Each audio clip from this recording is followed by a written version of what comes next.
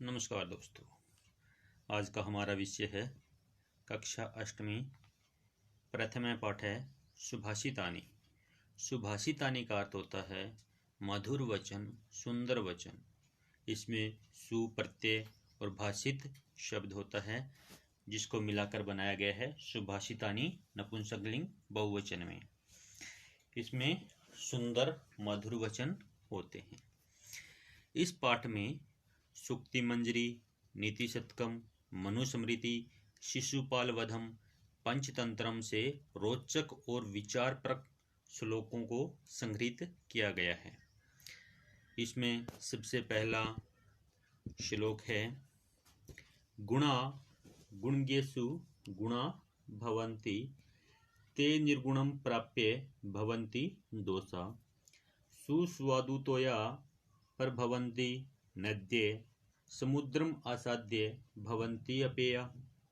गुणः गुण, गुणः गुण यानी अच्छे अच्छे आदतें बातें, गुणगेषु गुणवान व्यक्तियों में, गुणः गुण, भवन्ति होते हैं। गुण गुणवान व्यक्तियों में गुण होते हैं। ते वे यानी गुण, निर्गुणम निर्गुण व्यक्ति को, प्राप्य प्राप्त होकर, भवन्ति बन जाते हैं, दोषः दोष वे ही गुण निर्गुण व्यक्ति के पास जाकर दोष बन जाते हैं। गुण गुणवान व्यक्तियों में ही गुण होते हैं, वे ही गुण निर्गुण के पास जाकर दोष बन जाते हैं, अवगुण बन जाते हैं। जिस प्रकार सुस्वादु तोया, सु बहुत ही अच्छा, स्वादु स्वादिष्ट, तोय जल बहुत ही स्वादिष्ट जल, प्रभवंती बहने वाला या बहता है, नद्ये नदी में बहने वाला स्वादिष्ट जल, समुद्र आसाद्य समुद्र में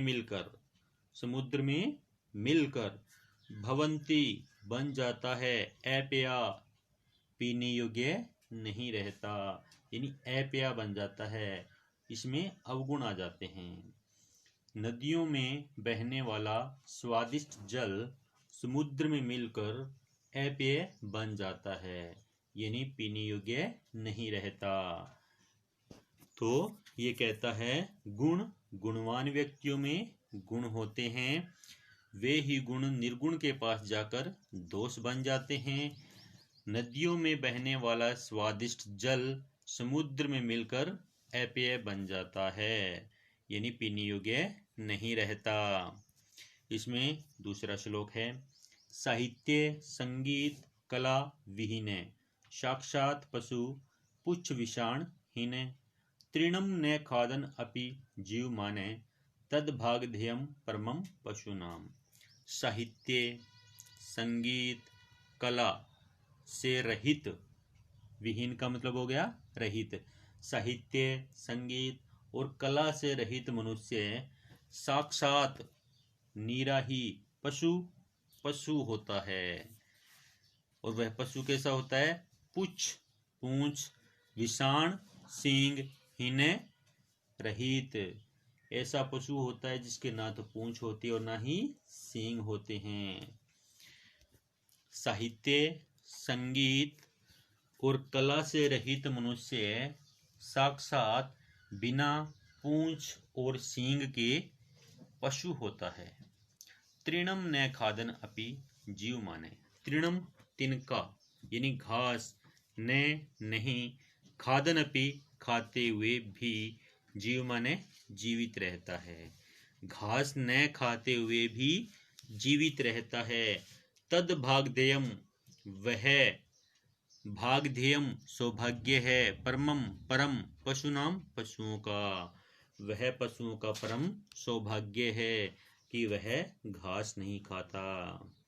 साहित्य संगीत और कला से रहित मनुष्य साक्षात पूंछ और विषाण के बिना पशु है, यह घास न खाते हुए भी जीवित रहता है, यह पशुओं का परम सौभाग्य है। आगे है श्लोक नंबर 3। लुब्धस्य नश्यति यस्य पिशुनस्य मैत्री नष्ट क्रियस्य कुलम अर्थपरस्य धर्मे विद्याफलम व्यसनिने कृपणस्य सौख्यम राज्यम परमत सचिवस्य नराधिपस्य। ये कहते हैं लुब्धस्य, लोभी का। लुब्धस्य होता है लोभी व्यक्ति का। नश्यति, नष्ट हो जाता है। यश, यश, लोभी व्यक्ति का यश नष्ट हो जाता है। पिशुनस्य, चुगलखोर, जो इधर की बातें उधर करता हो, ऐसे व्यक्ति का यानी चुगलखोर का। या कि मैत्री, मित्रता नष्ट हो जाती है। लोभी व्यक्ति का यश नष्ट हो जाता है और चुगलखोर की मित्रता नष्ट हो जाती है। नष्ट क्रियस्य, जिसकी क्रिया नष्ट हो गई है यानी जो कोई काम नहीं करता। कुलम, उसका कुल नष्ट हो जाता है। अर्थ परस्य धर्मे, अर्थ परस्य यानी धन प्रायण, यानी दूसरे के धन को इस्तेमाल करने वाले का धर्म में धर्म नष्ट हो जाता है। लोभी व्यक्ति का यश नष्ट हो जाता है। लोभी का यश नष्ट हो जाता है। चुगलखोर की मित्रता नष्ट हो जाती है। जिसकी क्रिया नष्ट हो गई है उसका कुल नष्ट हो जाता है। और जो दूसरों का धन प्रयोग करता है उसका धर्म नष्ट हो जाता है। व्यसनिने, विद्या फलम व्यसनिने, विद्या का फल। व्यसनिने, व्यसनिन यानी बुरी लत वाले या बुरी आदतों वाले का विद्या का फल नष्ट हो जाता है। जिसमें बुरी आदतें होती है उसका विद्या का फल नष्ट हो जाता है। कृपणस्य सौख्यम, कृपणस्य होता है कंजूस, कंजूस का सौख्यम सुख नष्ट हो जाता है। कंजूस व्यक्ति का सुख नष्ट हो जाता है। राज्यम परमत सचिवस्य, राज्यम राज्य नष्ट हो जाता है किसका? परमत सचिवस्य नराधिपस्य, नराधिपस्य होता है राजा का। जिस राजा का परमत सचिव हो यानी जिस राजा का परमत यानी अपनी मर्जी से कार्य करने वाले अगर सचिव हैं, मंत्री हैं, तो ऐसे राजा का राज्य नष्ट हो जाता है। आगे है पित्वा रसम तु कटुकम मधुरम समानम माधुर्यमेव जन्येत मधुमक्षिकासौ संतस्तथैव समसज्जन दुर्जनानां श्रुत्वा वचः मधुर सूक्त रसम। पित्वा पीकर, रसम रस को, तू तो, कटुकम कड़वे, मधुरम मधुर, समानम एक समान। मधुर और कड़वे रस को एक समान पीकर माधुर्यम एव मधुरता को ही जन्येत उत्पन्न करते हैं या करती है मधुमक्षिका असौ यह मधुमक्खी। मधुमक्खी का काम क्या करता है कि वह फूलों पर से मधुर और कड़वे रस को पीती है और वह मधुर रस को ही उत्पन्न करती है।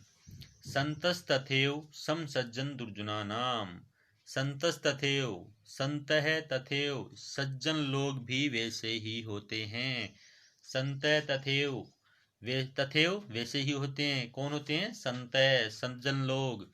सम सज्जन दुर्जनानाम, सम सज्जन दुर्जनानाम सज्जन और दुर्जन लोगों की एक समान। श्रुत्वा वचः वाणी को सुनकर, वचः वाणी, श्रुत्वा सुनकर।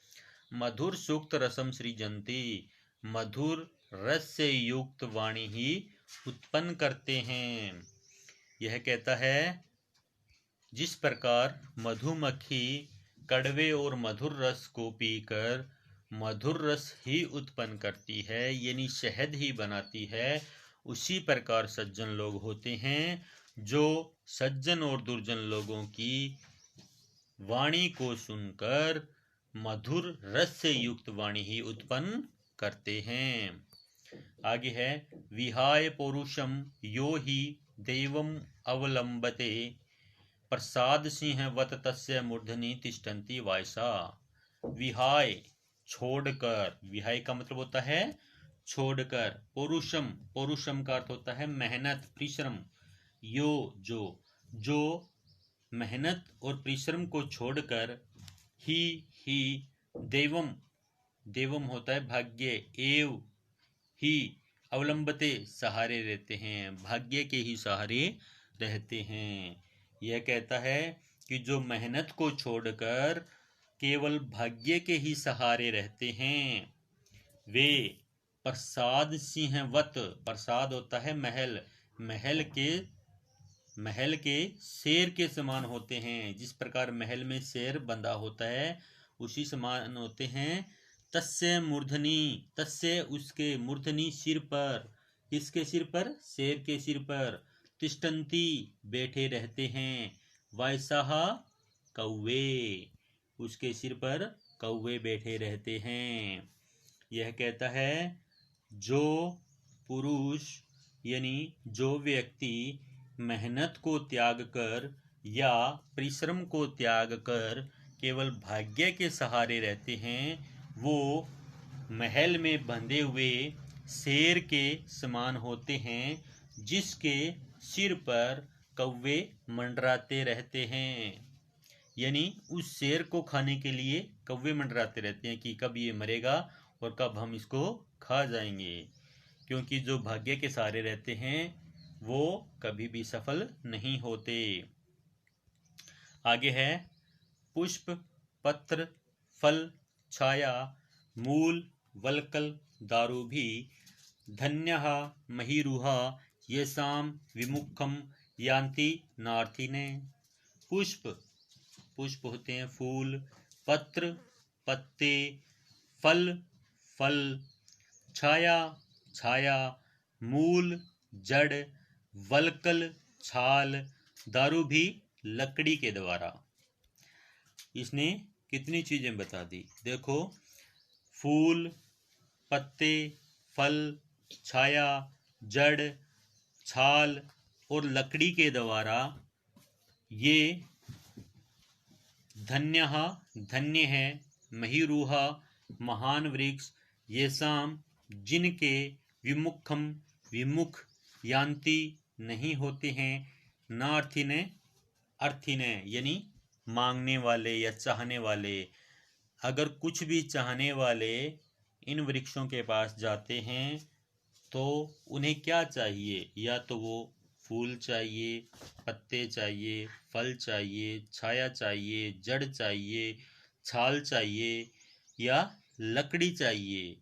अगर इनसे हम कुछ भी मांगते हैं तो ये हमें कभी भी विमुख नहीं करते हैं। क्यों नहीं करते हैं?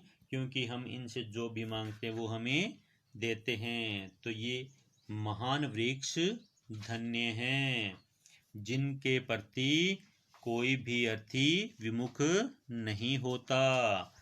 यानी मांगने वाला इन महान वृक्षों से विमुख नहीं होता, यानी वो नाखुश नहीं होते, क्योंकि ये वृक्ष हमें कुछ ना कुछ अवश्य ही देते हैं। आगे आता है चिंतनिया ही विपदाम आदावेव प्रतिक्रिया, न ही कूप खननम युक्तम प्रदीप्ते वहनिना गृहे। चिंतनिया सोचने योग्य, ही निश्चय ही सोचने योग्य होता है। क्या? विपदाम समस्या के, आदावेव आने से ही, पहले, प्रतिक्रिया, प्रतिक्रिया यानी उसका उपचार हमें सोच लेना चाहिए। अगर कोई समस्या आने वाली है तो उसका उपचार हमें पहले ही सोच लेना चाहिए। नहीं, कूप खननम, कूप होता है कुआं, कूप खननम कुआं खोदना, युक्तम उचित होता है, कुआं खोदना उचित नहीं होता। कब नहीं होता? प्रदीप्ते जलने पर, वहनिना आग के, गृहे घर में आग जल जाने पर अगर हम कहें कि अब कुआं खोदेंगे फिर आग बुझाएंगे तो वह उचित नहीं होगा। हमें उससे पहले ही इसका उपचार करना चाहिए। तो ये कहता है समस्या के आने से पहले ही इसकी प्रतिक्रिया यानी इसका जवाब हमें सोच लेना चाहिए, क्योंकि घर में आग लग जाने पर कुआं खोदना उचित नहीं होता, यानी समस्या आ जाने पर उसका हल ढूंढना अच्छा नहीं होता। तो धन्यवाद दोस्तों।